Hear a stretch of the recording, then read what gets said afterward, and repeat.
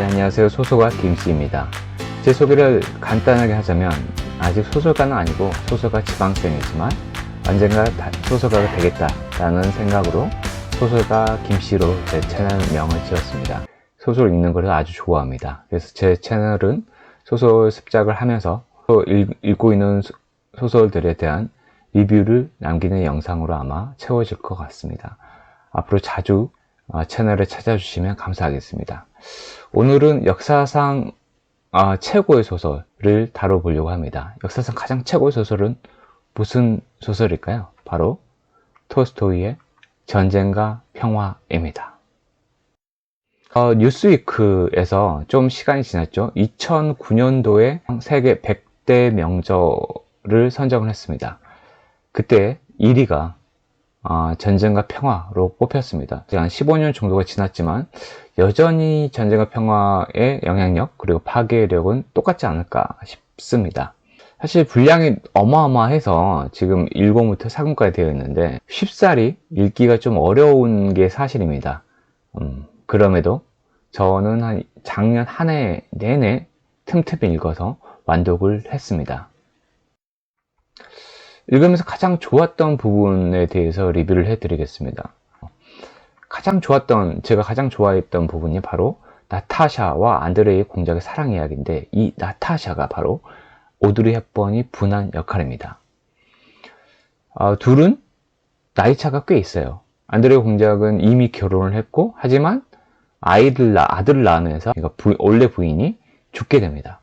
시름시름 아파하고 있다가 나타샤, 엄청 젊어요. 20살? 아마 실제 나이 차는 정확히 나오진 않지만 15살에서 한 20살 정도 차이가 나는 걸로 보이는데, 이제 갓 사교계에 데뷔한 나타샤를 보고, 근데 하지만 나타샤 또한 안드레이 공작에 본능적으로 끌리게 됩니다. 둘은 첫눈에 사랑에 빠지게 되죠. 당연히 나이 차가 많은 둘은 집안에 반대에 부딪힙니다.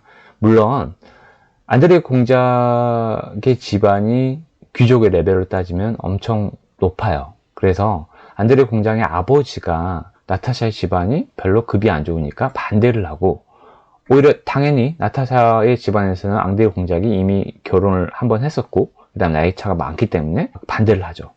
그래서 안드레이와 나타샤는 비공식적으로 집안끼리만 약혼을 하게 됩니다.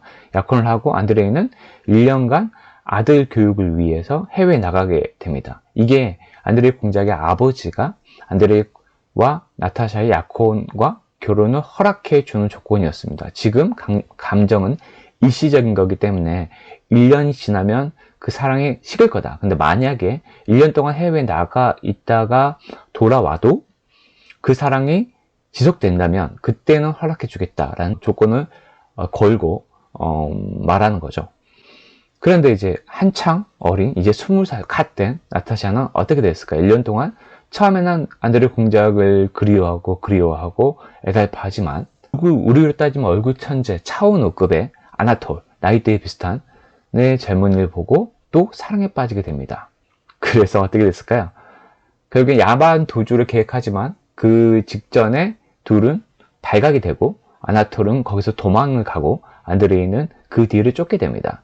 이 소설이 나폴레옹의 러시아 원정 1812년을 배경으로 하고 있습니다. 그래서 1812년도에 러시아에서는 결투가 가능했습니다. 권총을 가지고 서로 멀찌감치 떨어진 상태에서 결투를 할 수 있고, 결투에서 사람 죽인다 하더라도 처벌받지 않게 되었습니다. 그래서 아나톨은 당연히 야반 도주하다 발각이 된 자신에게 안드레이 공작에 복수를 할 것이다, 결투를 신청할 것이라 생각하고 도망을 가게 됩니다. 안드레이는 그 뒤를 쫓게 되죠. 그런데 아까도 말씀드렸지만 여기서 전쟁과 평화에서 이 전쟁은 나폴레옹 전쟁입니다. 나폴레옹이 러시아에 쫓아왔고 안드레이는 그 장교로 군대에 있는데 거기서 포탄을 맞아 중상에 빠지게 됩니다. 안드레이가 죽음 바로 직전에 드디어 아나톨을 만나게 되는데요. 아나톨이 어떤 상태였나? 한쪽 발을 잃고 신음하고 있는 모습을 봅니다.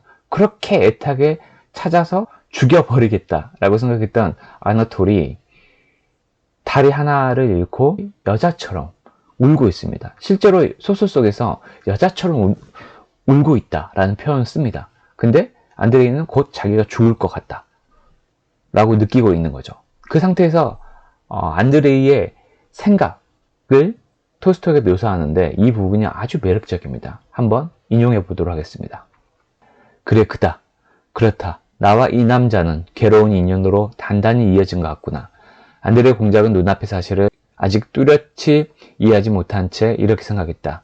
그는 지금 울어서 부은 눈에 넘쳐흐르는 눈물 속으로 멍하니 자기를 바라보는 이 남자에 대한 감격스러운 연민과 사랑이 그의 행복한 가슴을 가득 채웠다. 안드레이 공작은 더 이상 참지 못하고 인간과 자신에 대한, 인간들과 자신의 미망에 대한 상냥한 사랑으로 가득 찬 눈물을 흘리기 시작했다. 연민, 형제에 대한 사랑, 사랑하는 사람에 대한 사랑, 우리를 증오하는 자에 대한 사랑, 적에 대한 사랑, 그렇다. 이것이야말로 하나님이 지상에 설파하신 사랑이고 공작령의 마리아가 가르쳐 주었지만 이해하지 못했던 사랑이다.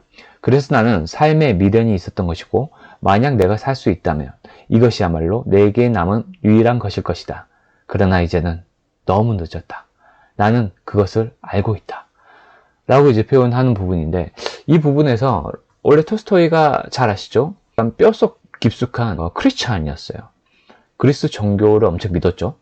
그래서 사실 후대에 되면은 그리스 정교에서 파면 당하긴 하지만 이 사람의 기독교 카톨릭의 사상에 대한 사랑은 극진했죠. 그래서 후대에 가가지고 참회록이라는 본인의 에세이를 쓸 정도였으니까요. 그래서 여기서도 아마 전쟁과 평화를 톨스토이가 한 40살 직접 탈고를 한 걸로 알고 있습니다. 40살 정도가 된 톨스토이가 자기의 철학, 카톨릭에 대한, 하나님에 대한 사랑에 대해서 자기의 철학을 담고 있어요.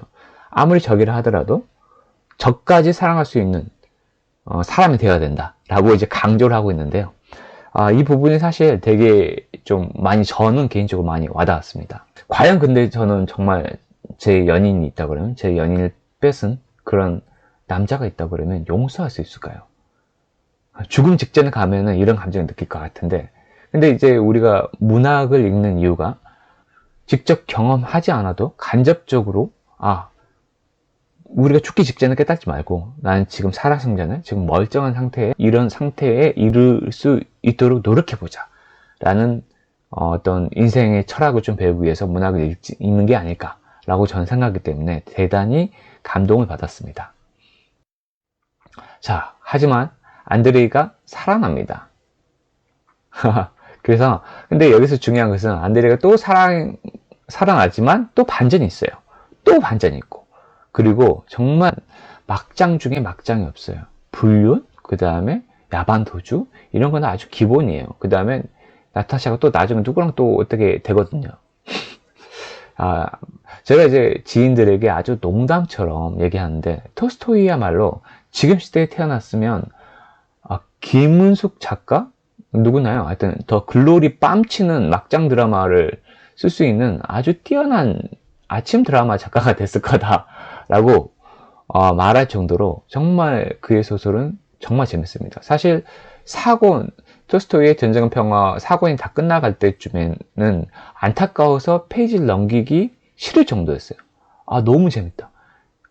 처음에 읽기 시작했던 이 사고는 언제 다 읽지라는 생각을 했지만 끝나갈 때쯤에는 너무 아쉬워서 이 톨스토이의 웬만한 명작들, 안나 까레니나를 다 읽었고 부활도 다 읽어서 톨스토이의 3대 장편소설이죠. 그걸 다 읽고 나니까 이제 뭘 읽고 살아야 될까라는 생각이 들 정도로 너무 재미있었습니다. 여러분에게 정말 강력하게 전쟁과 평화 추천드리고, 이 안드레이가 어떻게 살아나게 되고 그 다음에 궁금하지 않습니까? 다음 영상도 지켜봐 주시기 바랍니다. 그럼 여기까지 들어주신 여러분 정말 감사하고 항상 행복하시기 바랍니다. 감사합니다.